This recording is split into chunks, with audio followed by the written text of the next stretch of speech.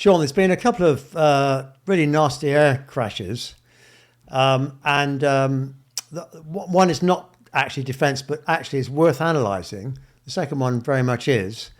The first one in the Korean Airlines looks simple, but actually there's some quite disturbing bits of evidence which you've dug up. So, take us through it. Yeah, Happy New Year, Ben, and to all of our viewers as well. I can't believe you didn't say Happy New Year to me. Anyway, this South Korean airline, a Jeju Air 737-800, a relatively modern 737 of the Boeing family on Sunday. Nasty crash on a runway, leading to a huge number of people dying.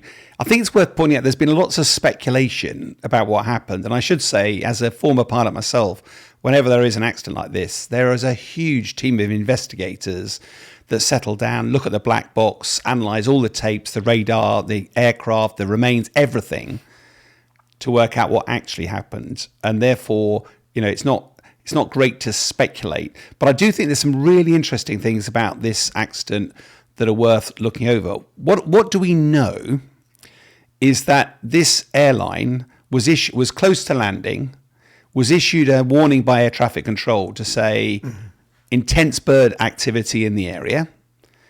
2 minutes later, the aircraft captain issued a mayday, which is the most extreme, I'm in severe danger, claimed he'd hit a bird.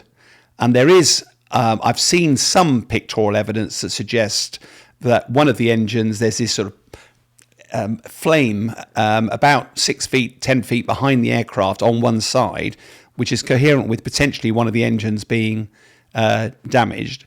The pilot was initially on the approach to 01, which was the interwind runway. He asked for an approach into the downwind runway, 19, the reverse direction. We know then whatever happened, the aircraft landed some way into the runway. It landed without its undercarriage down and went steaming off the end of the runway into a berm. Tragically, I think it was 175 passengers all died, 4 crew died, and the only 2 survivors were 2 of the cabin crew. And there's various reports that suggest when you get in an airline, you often see some of the cabin crew at the front sit down and some at the back, but they're all in rearward-facing seats, aren't they? And it's very likely that the 2 that survived were sat in the back of the aircraft, facing backwards as far away from possible. They probably were very badly injured, but that's probably what saved them. That's what we know. The reason I think when we look at the video of this accident is there's some really interesting things that come out from it. One of which is we can see from a picture of the jet just before it crashes that one of the engines is in reverse thrust, not the other. Why would you only, as a captain, only have one engine in reverse thrust? Probably because that other engine wasn't working. But if one of the engines was working, the 737 is perfectly capable of flying with just one engine. It's able to overshoot, go round, land with just one engine. So it probably had enough power to fly. Second thing we noticed from the pictures is that this aircraft didn't have any flaps or slats down. Flaps and slats are designed to change the shape of the wing so that you get more lift at slower speed. Why do you need that? Because when you're approaching an aircraft to land, ideally you want to slow down before you touch down and not land really fast. So the slower you can land, the less the issue of remaining runway becomes an issue. So you slow the plane down and then you put your flaps in a position to give you more lift despite the fact you haven't got the speed. That's right. And with the flaps down, it changes the profile of the wing, which means you can fly even slower. It's a lot more drag, so you wouldn't want to fly like that normally. But near the runway, it allows you to fly for a given weight of aircraft slower than you would otherwise need to fly. Yeah, and as passengers, you always see this through the window. No, exactly. They change the shape of the wing quite considerably. Quite considerably, don't they? And there's lots of bits leaving the front of the wing and the back of the wing, all designed. And of course, the other benefit for some aircraft is that generally when you're landing, the power is right back because you're trying to fly as slowly as possible. The problem is with jet engines is they take a while to, if you slam them onto full power, they take a while to spin up. So if you've got a lot more drag on the wing, you need more power to stop the aircraft from slowing down anymore. And that means the engines tend to respond a bit quicker when you need them. So you boil it all away, and I ask you the unfair question, because there's obviously, as you said, a lot of analysis going to go on. It'll be a huge investigation. What is your best guess on what you think happened? Well, I think the questions that the Board of Inquiry will be looking at is that why did the pilot choose to land in the opposite direction? So he's now got a tailwind, so he's going to be landing even faster than he would normally do. Why did he land? I mean, this was a long runway. It was 2,800 meters, nearly 3 kilometers long. He landed over a kilometer into the runway. So it was over a kilometer of runway behind him before he even touched down. So you've already used up a whole lot of runway. So you've landed faster than you need to because you've got a tailwind. And you make life even worse for yourself because you haven't got the undercarriage down and you haven't got your flaps and slats down. So you're flying even faster than you would otherwise be doing. And I think those questions, because in a way, from a pilot's perspective, they always say runway behind you is no use to you, is that you're flying downwind, you haven't got the flaps and slats down, and you've landed nearly halfway into the runway. That accident was almost inevitable from that point. Now, some of the newspapers have focused on the berm that the aircraft hits, where I think it was the localizer for the instrument landing system is based. Yes, that may well prove to be an issue, but most of these airfields, and I think all of them in South Korea, are built to international standards, ICAO standards for airfields. So it's very unlikely that they've done anything wrong there. What appears to be the case is this aircraft has just landed very quickly, far too fast for the conditions. And once you do that, and you know you can't slow down in time, the accident became inevitable. So the question then is, what forced the pilot into making decisions that led him to do all those things, land downwind, lose half the runway, particularly because that pilot, by all accounts, I mean, all of the airline pilots are incredibly well trained. They do loads and loads of simulator training. And by all accounts, the captain of this aircraft had many thousands of hours. He was a very experienced airline pilot. The only thing that I would reflect on in my own time flying is that we used to have regular emergencies in fighter jets. And the first rule of thumb, they always said, was fly the aeroplane first. Don't get distracted by warning lights and everything else going on. Fly the aeroplane first. And what that means is don't crash just because you're distracted. And I'm not suggesting for any second that we can presuppose what happened here, but there's a lot of issues, particularly the evidence that's come out from the video clips and the stills from this, that just don't make sense from my perspective. Yeah, well, thanks for that, Sean. I mean, as we've seen from the clip, it's pretty horrific, and I think we should say our hearts, our thoughts and prayers go out to the two survivors. They're probably not in great shape, and their families, and sadly those who are lost, and a wide network of families who will be, particularly over the festive period, well, their lives will be pretty shaken up by this. So, from that point of view, it's not war. It's absolutely tragic. No, I think on that front, there were some really tragic interviews being done on the television. Some relatives who had known that their families were on the aircraft were getting very angry with the authorities that they couldn't, determine quickly who had passed and identify the bodies. But awful, yeah. When you have an aircraft accident like this, worst nightmare. We tend to think the bodies are, a little dribble of blood and that's it, and they can be mopped down and identified. Unfortunately, sometimes these accidents make a bit of a mess of, make it very difficult to identify bodies. Yeah. Okay, so the second one is a wartime issue. The Azerbaijan plane shot at or something by Russia, and there was a bit of a sort of fury that followed, Sean, in terms of whose responsibility was it? What happened? Yeah, this was, and the reason we're chatting about them together is that a lot of media interviews I did in the last week, there was a bit of a sort of fury that is it safe to travel on airlines? And if we've lost two. And the danger is people sort of conflate two different issues. On Christmas Day, I think it was, an Azerbaijani airline aircraft, an Embraer jet, was en route to land in Russia at Grozny. made an attempt to land, got diverted. It crashed about 3 kilometres short of its intended destination a bit later. And we've got some pictures of the crash. Amazing, to be honest, that so many people survived. 38 were killed, 29 survivors. Goodness knows, when you see the accident, I mean, it's goodness knows. What was interesting after the event, though, is that Russia suggested this was a bird strike that had caused this accident. Same, we talked about the previous one, might have been a bird strike. The problem with that is that when you actually now look at the evidence, you look at the remains of the aircraft.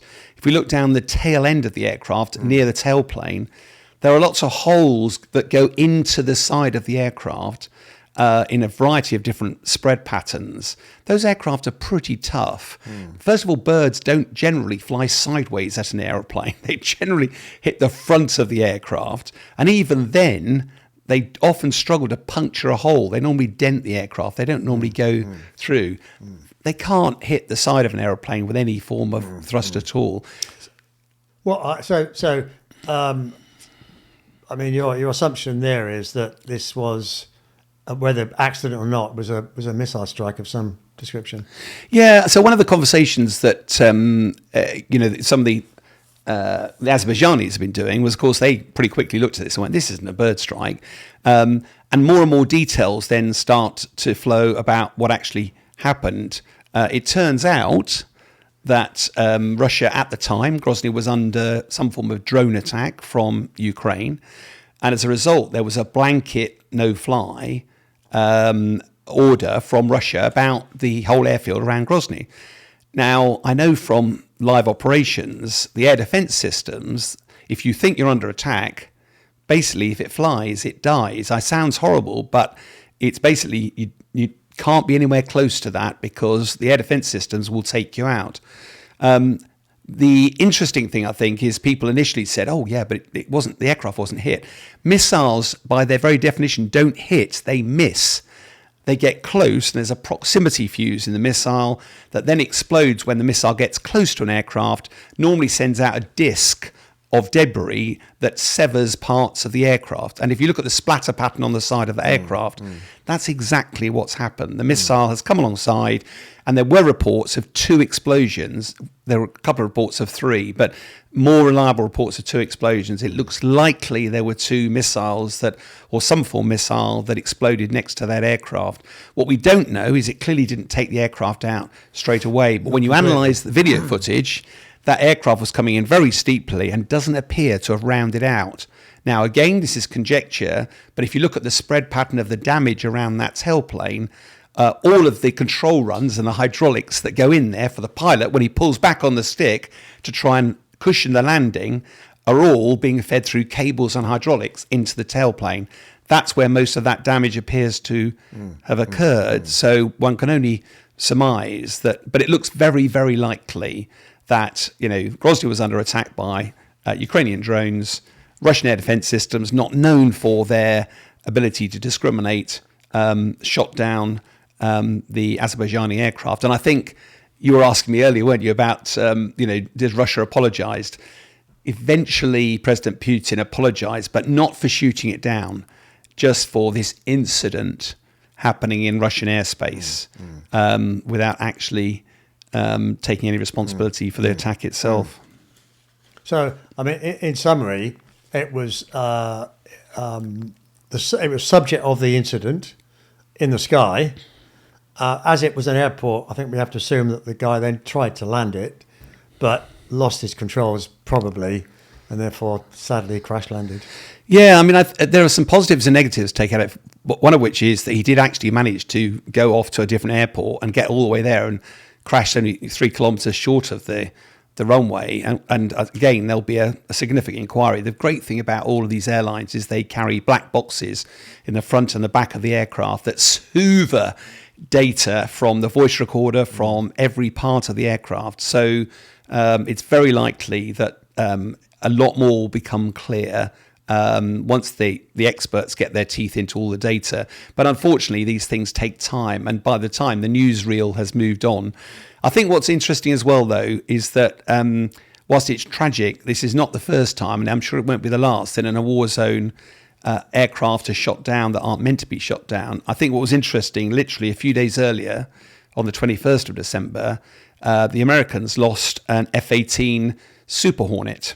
They were doing a mission against the Houthis up in the Yemen, and one of the US ships, a guided missile destroyer, the USS Gettysburg, shot down one of the F-18s.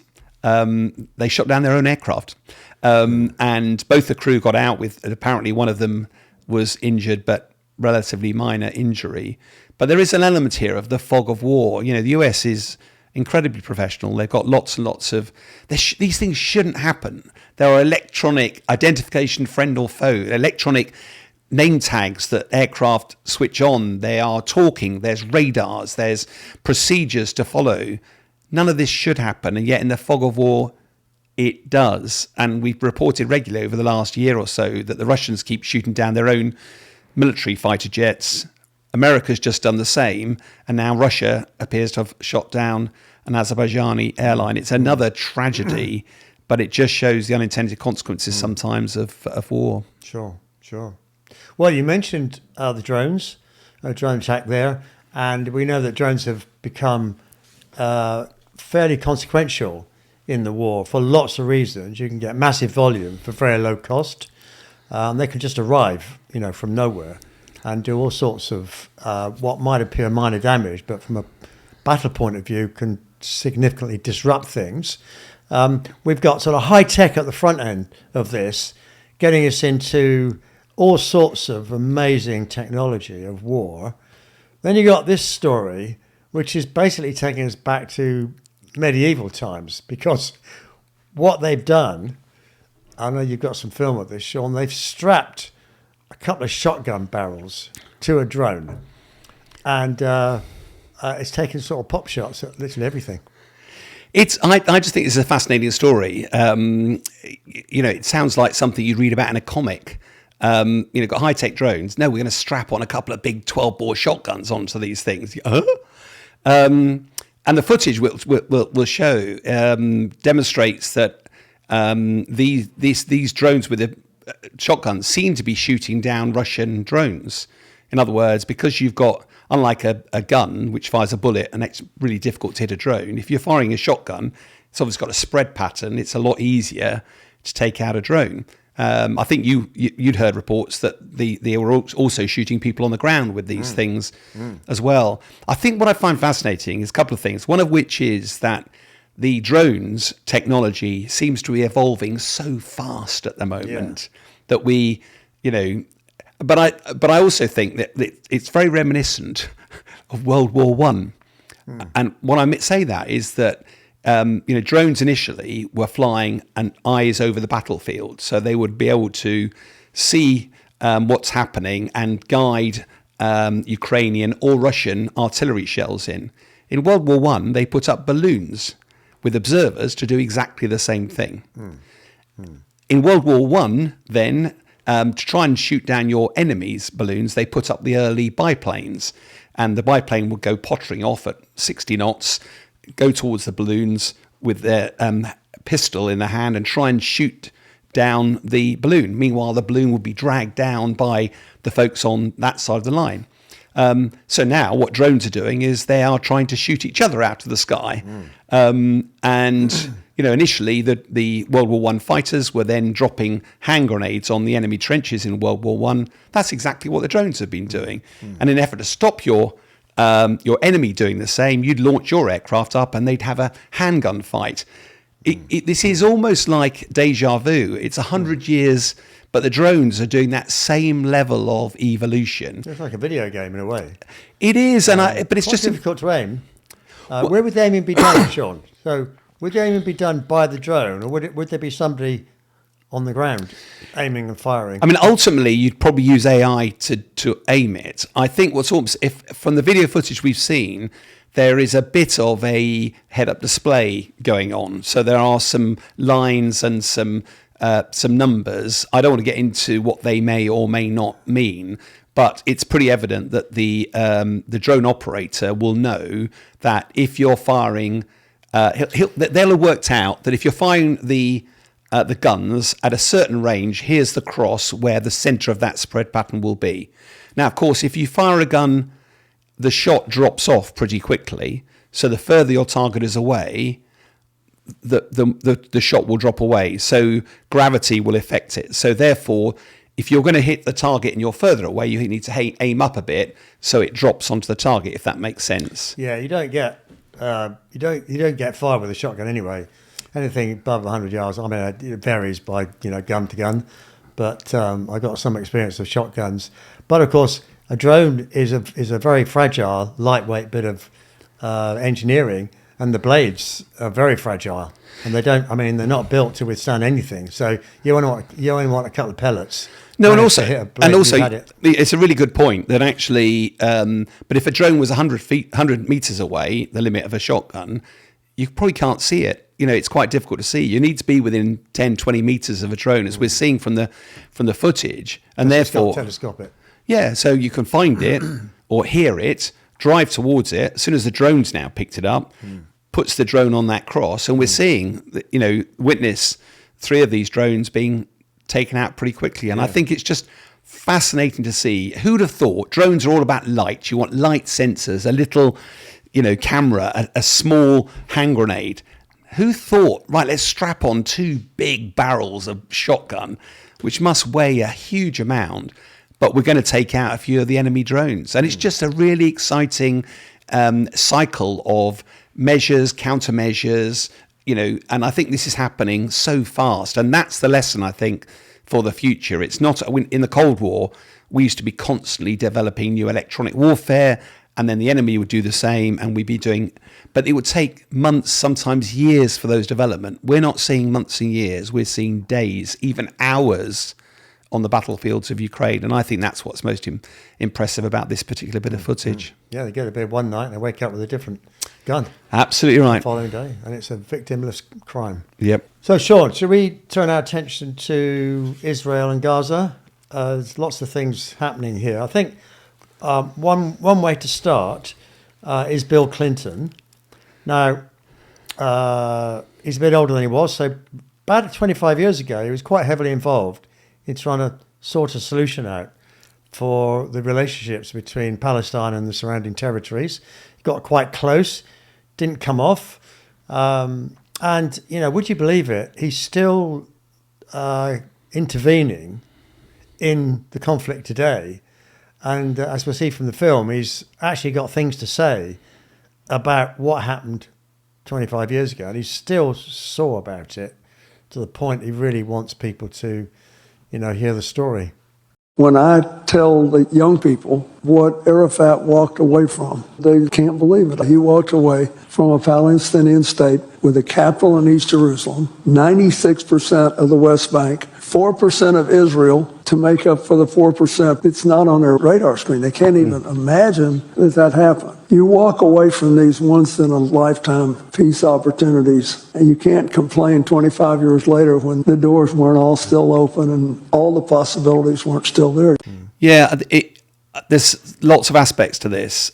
We can't show the whole video. It's quite a long bit of clip. At the end of it, the interviewer says to him, "You sound choked up there," and he paused. And he said, "It's one of my few regrets." In other words, he hadn't managed to get that over the line. And he knows that because that didn't get over the line, for whoever, he blames Arafat for that. But as a result of that, the conflict has continued, and it's been very, very difficult. I do think I've studied that period quite a lot, because in the post-agreement time, there were lots of finger waving and blaming Yasser Arafat and blaming whatever. There is an interesting dimension to all that time, though, was that there were some lovely pictures of the time of Clinton and Arafat, and I think, was it Shimon Peres, I think at the time, who had come up with a sort of framework agreement. But when you look at it, America backs Israel, And therefore, it felt like two ganging up on one, America and Israel ganging up on Yasser Arafat. And therefore, how on earth was Yasser Arafat going to be able to sell a compromise, however good a deal it was, sell a compromise to his people when it looks like he's potentially been bullied into it? And I think the one thing missing from that picture, those iconic pictures of the time, were where is the America equivalent supporting Palestine? Where is the Saudi Arabia? Where is that counterpoint to the Western backing of Israel to speak for and support the Palestinians in that cause? And I think it would have been a really interesting, much easier for Arafat to sell it. And I think there are lessons for today based on that I don't think America alone will be able to broker any form of peace between Israel and its Palestinian neighbours. It will need a grown-up Middle East involvement to be involved. Yeah, I think this issue can become quite binary. And people, the moment you raise anything like this, people take a side, take a position.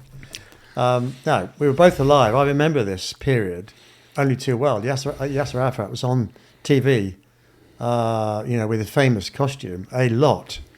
There was a body of opinion, even in those days, I can recall it, because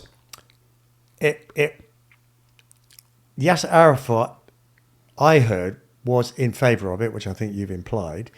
It was almost everything that was asked for. This is one body of opinion. But it was totally impossible because they didn't want it. Therefore, he had nothing to sell because they actually didn't want it at all. And I don't know whether that's true or not, but that was one of the binary positions, and people are still saying that today. So the big question is, if the other side doesn't want it, what the hell can be done?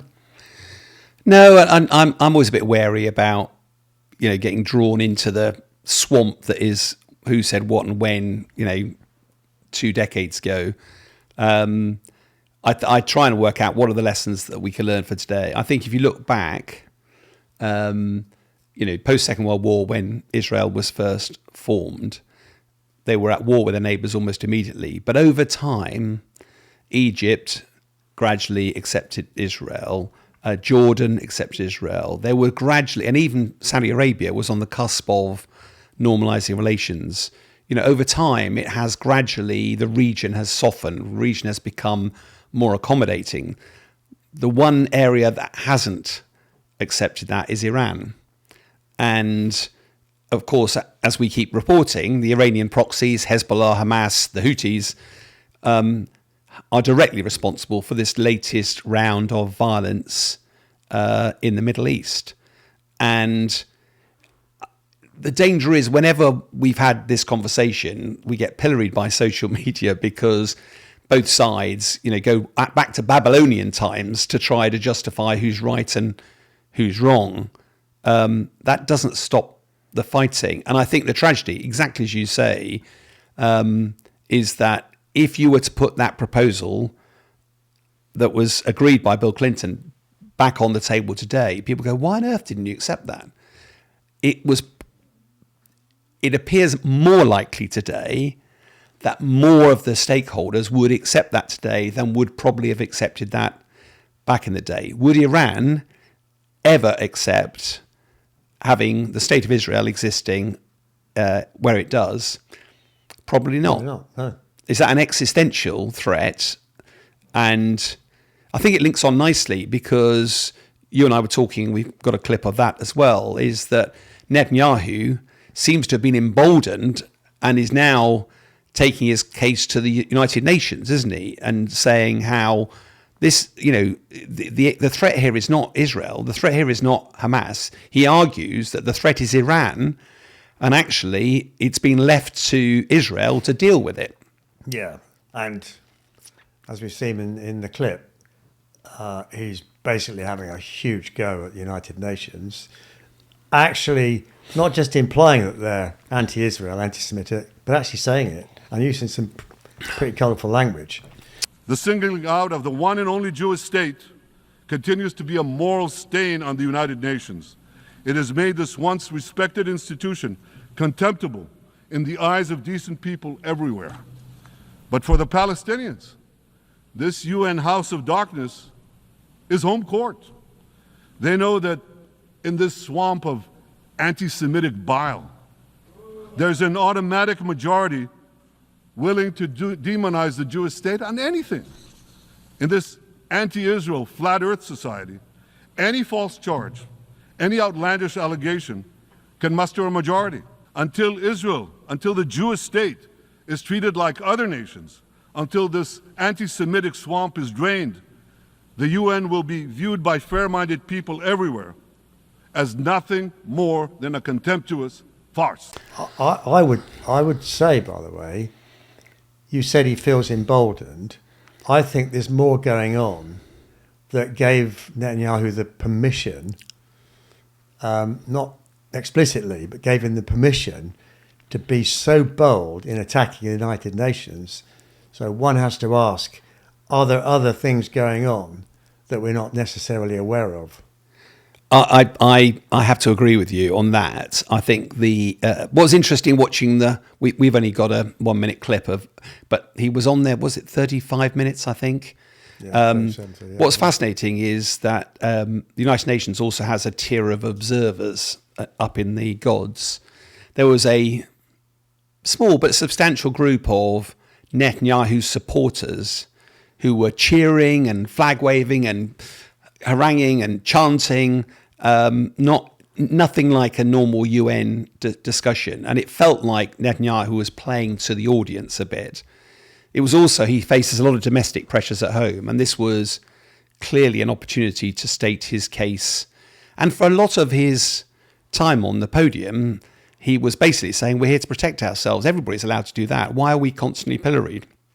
Yeah. But as you say, boy, did he have a go at the United Nations. Yeah. And this feels like it must be linked to Trump's view of the United Nations and how that organization is now viewed and how it will be viewed by the new administration in the US. Yeah, because Trump has promised, in as much as aid and the supply of military hardware is blocked in any way, Trump has promised that literally on day one he will unblock it. That message will have been discussed long before he made the announcement, so you're probably right. I mean, I think the United Nations has made some pretty dire political mistakes recently, and they outwardly condemned Israel's retaliatory attack on the Houthis. Sort of condemned it. It hasn't condemned other things that have gone on in the world.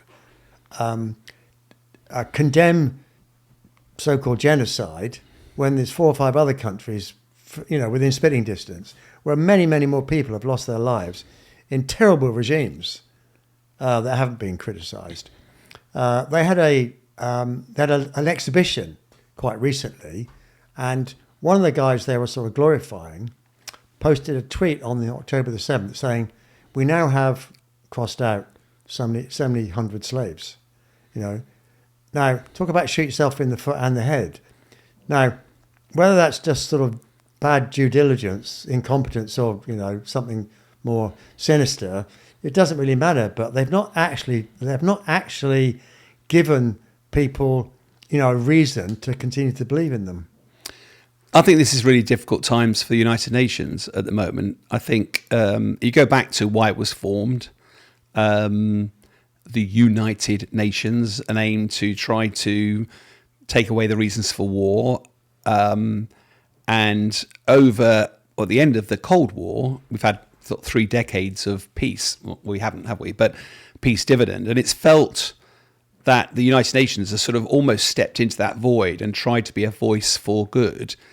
But how much influence it actually has, and Russia's a really good example. Russia has supported a number of UN Security Council resolutions against Iran, promptly abandoned those and is busy buying arms from Iran, which was meant to be vetoed under a UN resolution that Russia supported because it doesn't suit Russia at the moment. And it feels like, Russia's been pretty clear. It said, the United Nations is just a tool of the West. It's a tool of America.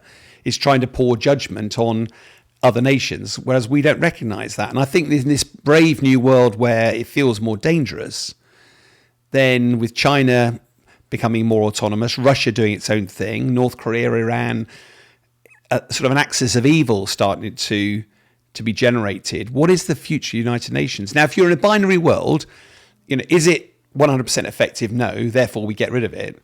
But it was originally generated to create a talking shop to enable conversations, to avoid conflict in the future. Therefore, if it stops, and you've got America on its America first, make America great again, the danger is that without having those opportunities for ambassadors and diplomats to talk, how do you avoid situations escalating to conflict? And that's where the great success of the United Nations has been.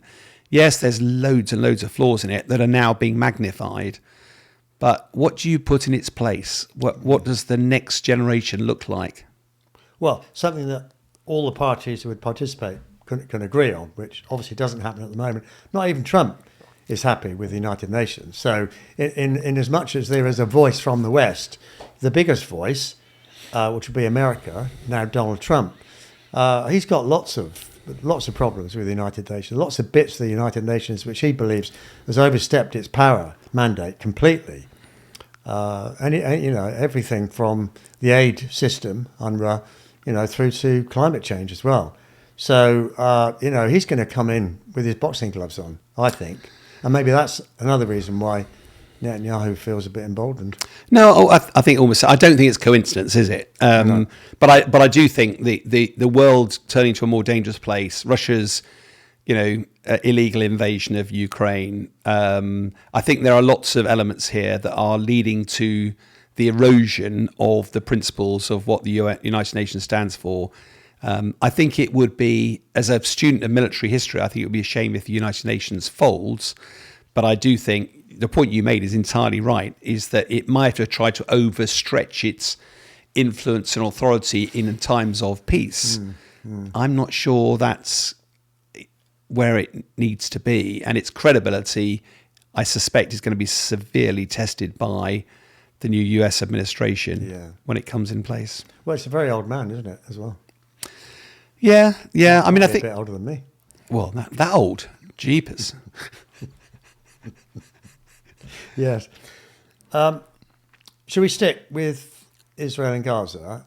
So a subject that crops up a lot that I know you and I feel quite strongly about is aid to the people in Gaza, who aren't fighting, just want to get on and live their lives.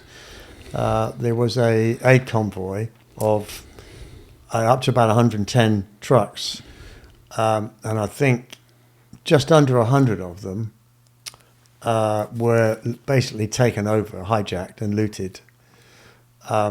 It's not entirely clear how that happened, but I think there are some pointers. Sean, what do you make of it? Well, yeah, I mean, we're going to have an interesting conversation about this, I suspect. First of all, I would say the whole issue of aid has been politicised by both sides. Netanyahu's made very clear, he made it clear in the United Nations address that Israel's providing 3,000 calories a day for every man, woman and children in the Gaza. But what Netanyahu claims is that Hamas is stealing the aid and then selling it to the people so they can get enough money to buy its arms and stuff like that. I hear that voice. I also hear the voice that United Nations turning around and saying, yeah, but we can't get anything through the checkpoints. The aid is arriving, but it's not getting through. I also hear the voices that say before the war, because we did a piece for Sky on this, before the war there were 600 trucks a day was required to maintain the minimum level of support for the people in Gaza. So 100 is, and to my knowledge, not one time since the 7th of October has the aid got anywhere close to 600. There's a humanitarian disaster in the Gaza. There's not enough food for everybody at the moment. It seems pretty clear. I think all the organisations in there are saying that. Whether that's Hamas's fault, I have no doubt that's part of it. There must be if you were a family living in Gaza, you've got to get food for your family. And I suspect that's creating an environment where people are prepared to fight each other for food. I don't know what the truth of this. The harsh reality is, though, that the people of Gaza are the people who are suffering. There's a massive humanitarian disaster going on in there. And the whole issue of aid, Netanyahu is justifying don't send aid in because it's just going to Hamas. The United Nations is saying you've got to put aid in there because the people are suffering. And then UNRWA is losing credibility along the way as well, isn't it? Because it's been proven to have supported some of Hamas's objectives. Yeah. I mean, my position on this is actually very simple, which is, and it's not a cop-out, but it sounds like it. I don't believe anybody. I'm not saying they're all telling lies. You cannot sift the truth from the fiction at times like this. And I suppose, it was always going to be the case. So if Netanyahu says we're delivering 3,000 calories a day, I don't believe you. And everybody's starving because nothing's coming in because Israel's not doing its job, whatever that is. I don't believe that either. And I'm not saying it's somewhere in the middle. I'm just saying I don't know. What does seem odd, a civilian uprising that clobbers 97 trucks seems humanly quite a big, and it's a challenging sort of venture to do. So I think on balance, I would say that would be difficult.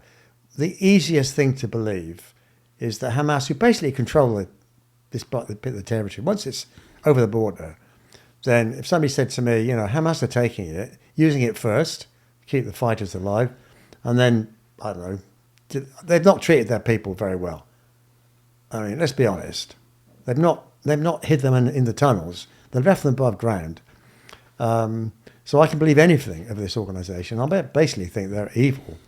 And they've not looked after their people economically or now, when there's a war on. So if somebody said they basically clobbered them all, I'd believe them. As you say, I think we are agreed that we don't know who to believe. And I think the danger is both sides fan the flames of this. I think what was unfortunate was that, do you remember the Americans were trying to build a pontoon? Yeah.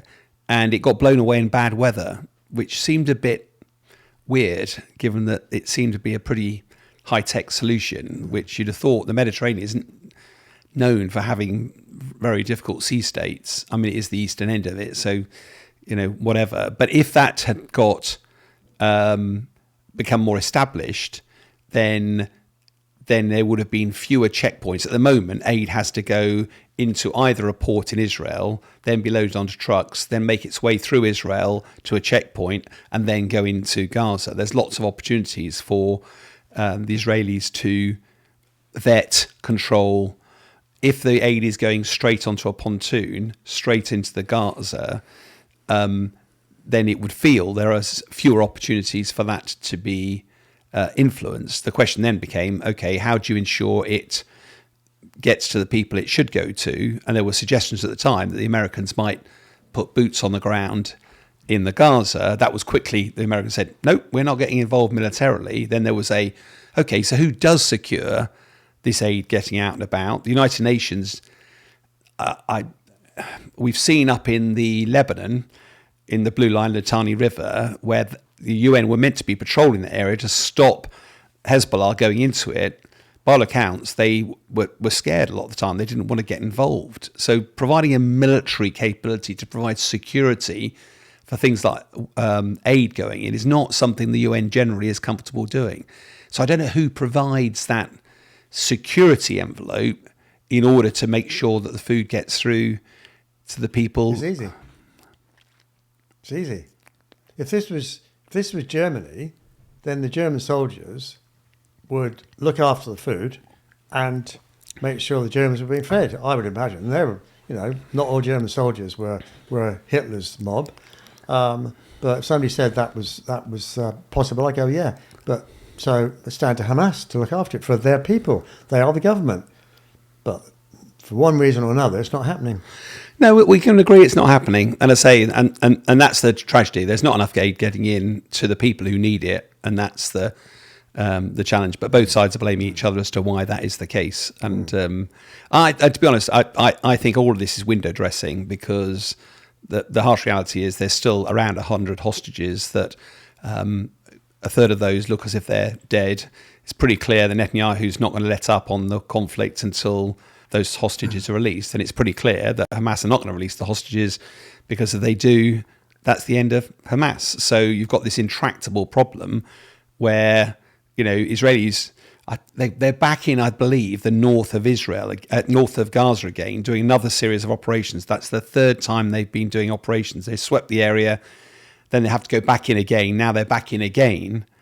And it's a bit like they're getting whack-a-mole, where things keep popping up. Yeah. And it's apt, because it is actually coming out of the ground. Yeah, coming out of the ground. And it's and I'm not sure how that will ever end. The one ray of hope, again, from a military side, is that we've talked before with the new American administration, Trump administration. He wants to bring peace to the Middle East. We've discussed before, it's quite possible that Trump will put pressure to bear on Prime Minister Netanyahu to draw stumps on the operation. It looks likely that, Iran's got a bit of a bloody nose. Hezbollah has been dealt a mortal blow. It now looks like Israel's doing more of a continuing operations in Gaza, despite the fact that some of their military experts, including, was it Gallant, who was the defense secretary, was sacked by Netanyahu because he was going, I think we've done enough. And Netanyahu went, no, keep going. But it's evident there's frictions building up at the moment. And I wonder whether they'll be resolved when Trump gets in, who says, look, we need to draw a halt now. Trump gains the benefit of bringing peace to the Middle East. Netanyahu potentially survives because of some sort of deal. And then at least finally, aid can start to flow and, hope can return to the people of Gaza. Well, he also said, Trump, that if by the time I take office, every hostage has to be released or else. So we wait to see how many of these pretty big threats he's laid down on people actually turn into action.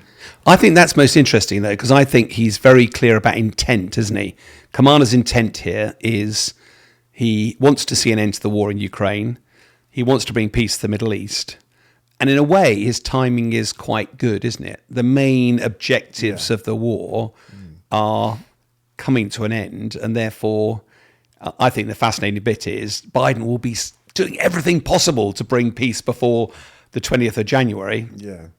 I suspect Netanyahu's going, I'm just going to wait until the new administration's in. Yeah, we discussed that, didn't we? Yeah.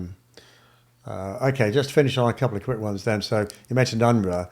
They also have not been doing themselves favours with the criticism that they've been infiltrated by Hamas, and the teaching materials in the schools, basically teach young kids to grow up to hate the Jews and so on. Whether that's true or not is a different conversation, but it's certainly out there a lot. And we've got Israel saying UNRWA's not going to exist in Israel.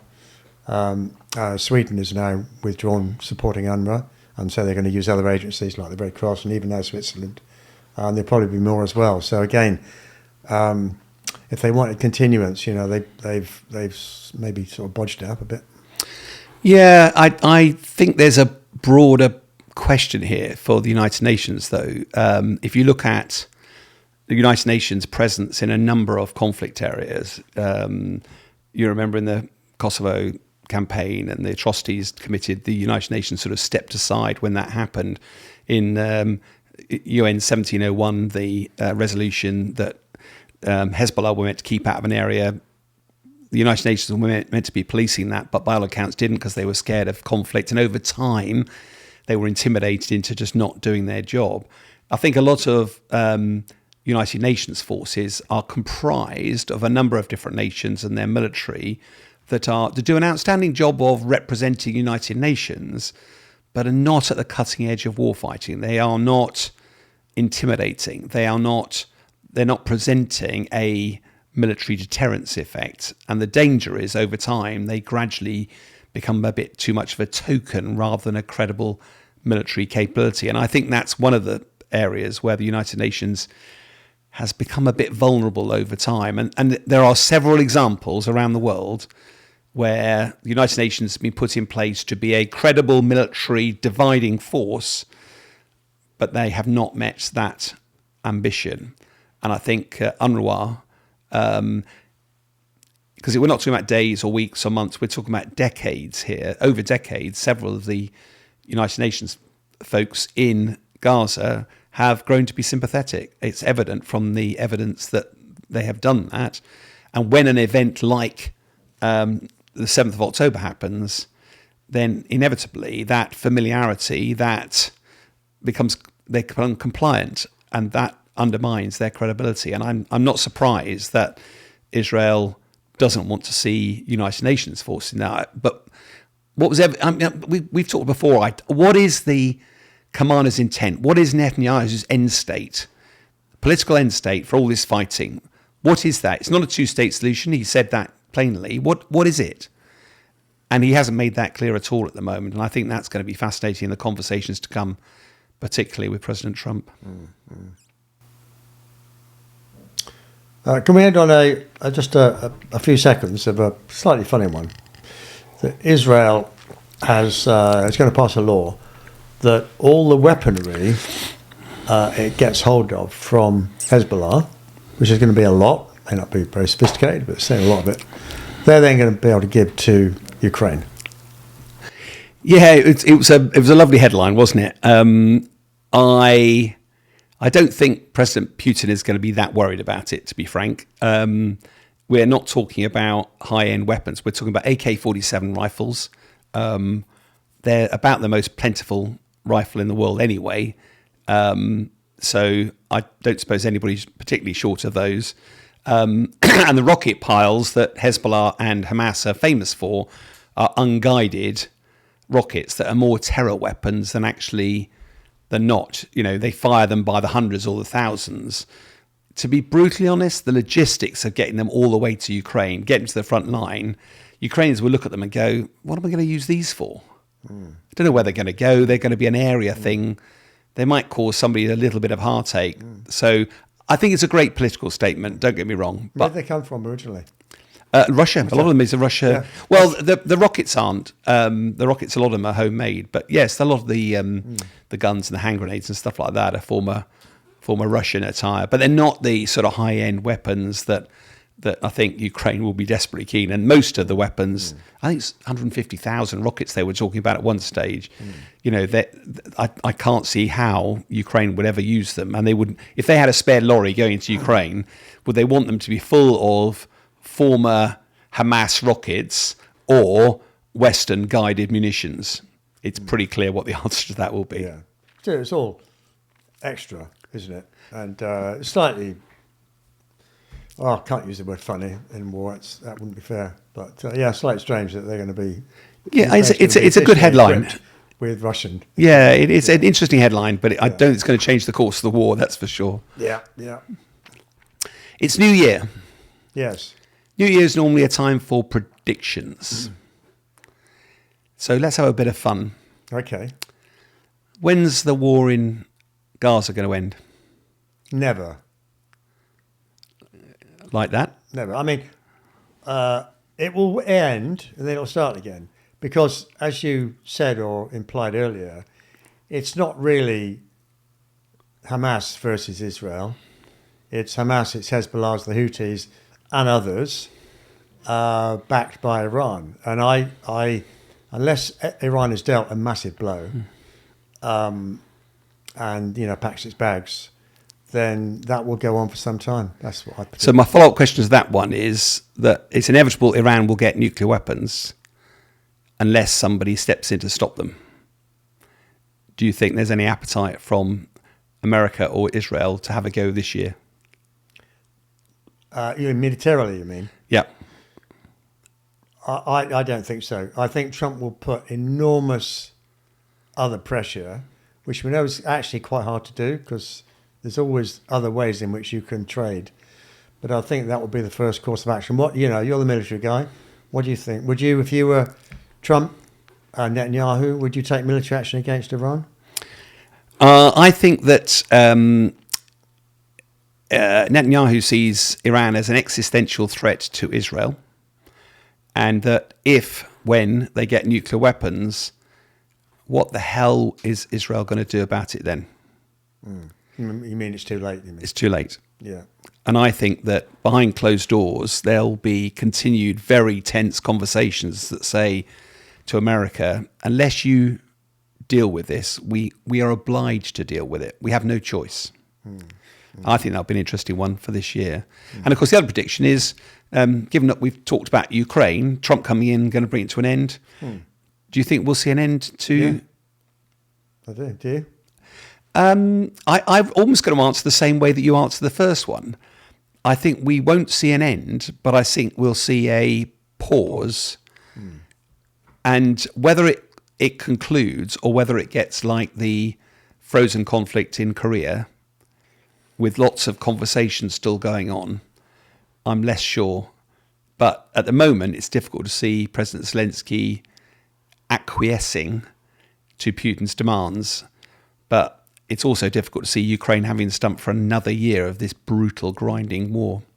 Do you think, because unbeknown to a lot of us, there's loads of cross-border skirmishes going on all the time. And the cameras just aren't there, so we don't hear about it, but it's happening. Do you think that's possible between the edges of what might be the new Russia within Ukraine and Ukraine? I think the question, I think, is about the security environment post whatever pause, and how do you ensure that both sides respect whatever deal there is. And I think there's some interesting conversations going on. We talked about United Nations. That was one option. I think it's highly unlikely to be a credible option. It could be a bilateral or a trilateral. In other words, if we were to put a British base somewhere in eastern Ukraine, if the Americans put an American base in eastern Ukraine, you attack Ukraine, you attack those nations. I think there's other ways of ensuring security, but that's a really complicated. We've said it's one thing, the Budapest Memo of 1994, that guarantees that Zelensky will not accept a signature on a bit of paper. It has to be something material. I don't see Ukraine getting into NATO anytime soon. And therefore, what is the credible solution that Zelensky is going to be able to sell to his people that this is going to be it and that Russia will be stopped from doing this again? Difficult to tell.